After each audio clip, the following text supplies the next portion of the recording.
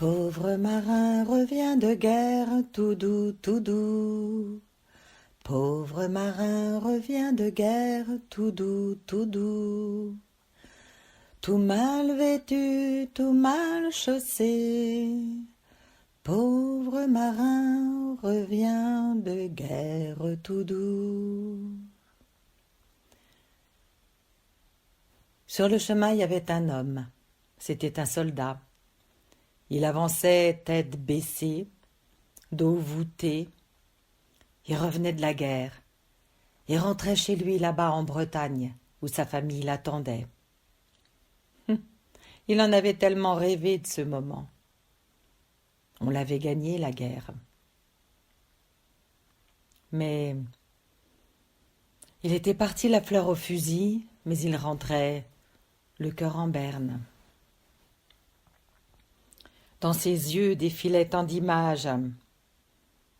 La boue, les tranchées, les barbelés. Et puis les visages de tous ceux qu'il avait aimés, qu'il avait accompagnés et qui étaient morts. Et dans sa tête résonnaient tous ces bruits, les tirs, les obus qui éclataient, les cris des blessés, les gémissements des mourants. Il avançait lentement, mais il avait faim. Et quand il est passé devant une maison, isolée dans la campagne, il est allé frapper à la porte. Il a entendu des pas qui traînaient sur le sol et une voix de femme, un peu éraillée. « Oui, qui est-ce ?»« Oh, c'est moi, je suis soldat. Je reviens du front, je rentre chez moi. J'ai faim. Il n'y aurait pas un petit quelque chose pour moi ?»« Non, j'ai rien, passe ton chemin. T'es pas le premier à t'arrêter. J'ai rien que je te dis. » Le soldat a attendu quelques instants et puis à nouveau il a frappé. « Oui, quoi encore ?»« Je sais pas, rien que un quignon de pain, même dur, ça me ferait du bien. Je t'ai dit que j'avais rien. Passe ton chemin, va-t'en.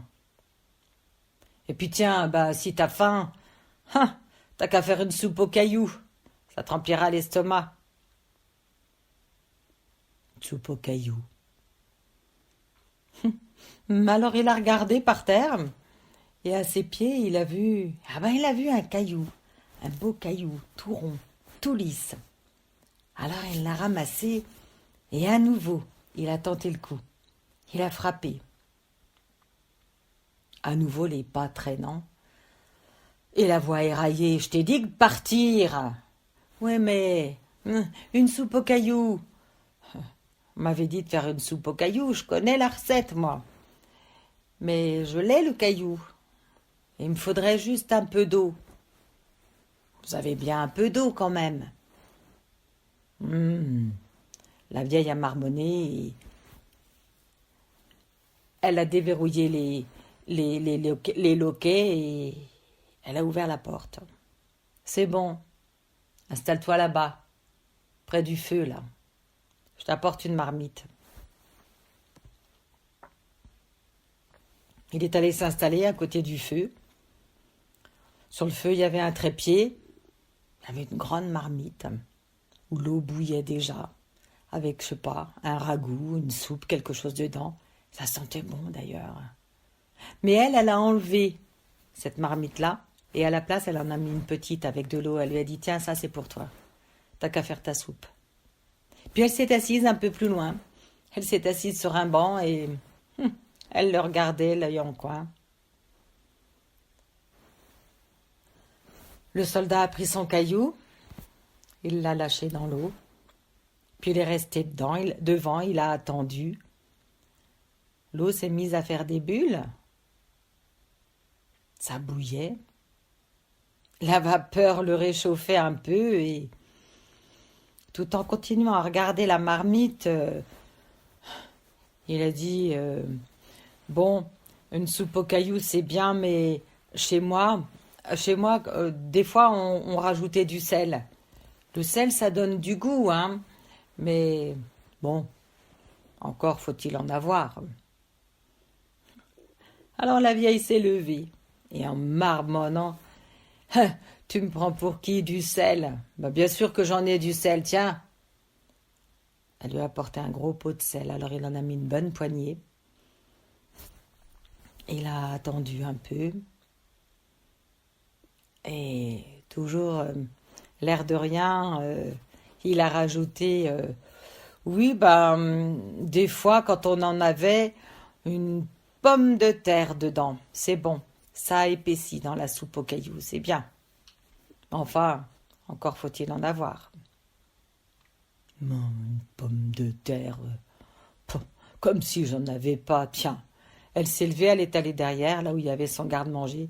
Elle a rapporté une grosse pomme de terre. Lui, il a sorti son couteau, il l'a épluché, il l'a coupé en morceaux, hop, dans l'eau. Puis il a attrapé une cuillère en bois, il a touillé dans la marmite et hmm, c'est un bon caillou que j'ai trouvé là parce que ça commence à sentir bon.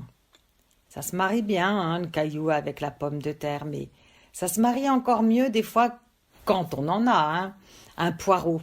Parce qu'un poireau avec la pomme de terre et le caillou, ça se marie bien. Oh, encore faut-il en avoir. En marmonnant, elle est allée chercher un poireau derrière dans son garde-manger. Elle lui a apporté, il l'a coupé en morceaux, hop, dans la marmite.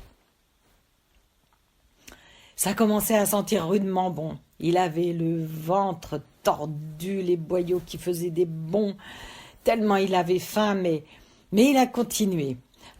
Des fois, chez nous, des fois, on rajoutait des carottes. Mais bon, c'était quand il y en avait, hein. On n'en a pas toujours, hein, mais c'est bon. Ça se marie bien avec le caillou. La carotte, c'est très bien. Une carotte, une carotte. Elle s'est levée, elle a rapporté 2 carottes qu'il a mises dedans. Et puis il a continué comme ça. Il a rajouté des navets. C'est bon, un navet là-dedans. Comme par hasard, elle en avait un. Et puis des feuilles de chou. Des morceaux de chou. Comme par hasard, elle en avait. Elle lui a apporté des feuilles de chou qu'il a mises dans sa soupe. Et dans la maison, ça sentait bon. Et il avait faim, il avait faim. Il avait qu'une envie, c'était de se jeter là-dessus, sur la soupe et de tout avaler, mais il a tenté le coup, le tout pour le tout. Des fois, mais ça, c'était les jours de fête. C'était mon père.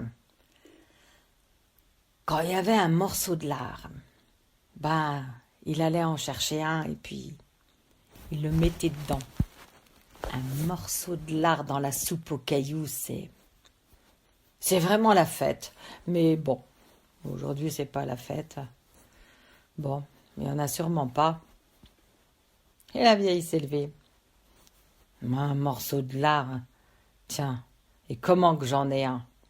Elle l'a apporté. Le soldat l'a plongé dans la marmite, il a attendu que ça bout. Et puis, n'y tenant plus, il a enlevé la marmite du feu, il l'a posée sur la table, il a dit « C'est bon, à table !» Tiens, la vieille, je t'invite à dîner avec moi, ça te dit? Elle n'a rien répondu. Elle s'est levée, elle a pris 2 grandes assiettes creuses et 2 grandes cuillères, des cuillères à soupe, qu'elle a posées sur la table, et elle s'est assise en face du soldat. Et lui, avec la grande louche, il les a servis tous les 2. Il a rempli leur assiette jusqu'au bord. Et avec des grandes lampées, il a dévoré sa soupe aux cailloux. D'abord, ils ont mangé en silence. Puis quand leur assiette a été vide, il s'est levé et à nouveau il a servi la vieille et puis il s'est servi lui aussi. Et là, eh bien là, les langues ont commencé à se délier. C'est toujours comme ça quand on a le ventre plein. Alors, elle a raconté sa guerre. Elle a raconté son homme qui était parti au front, qui n'était pas rentré. Et puis son fils, même chose, il n'était pas rentré. Et lui, lui, il a raconté sa guerre. Il a raconté tout ce qu'il avait dans la tête, les cris, les images, tout ce qui défilait sans arrêt et qui l'empêchait de dormir depuis tant de mois. Quand ils ont eu terminé, la vieille, elle lui a dit « Tiens, là-bas il y a une paillasse, t'as qu'à aller la chercher et la mettre à côté du feu, tu dormiras là cette nuit. » Il s'est installé là et le lendemain il est reparti. Il avait à peine fait quelques pas que la vieille l'a rappelé.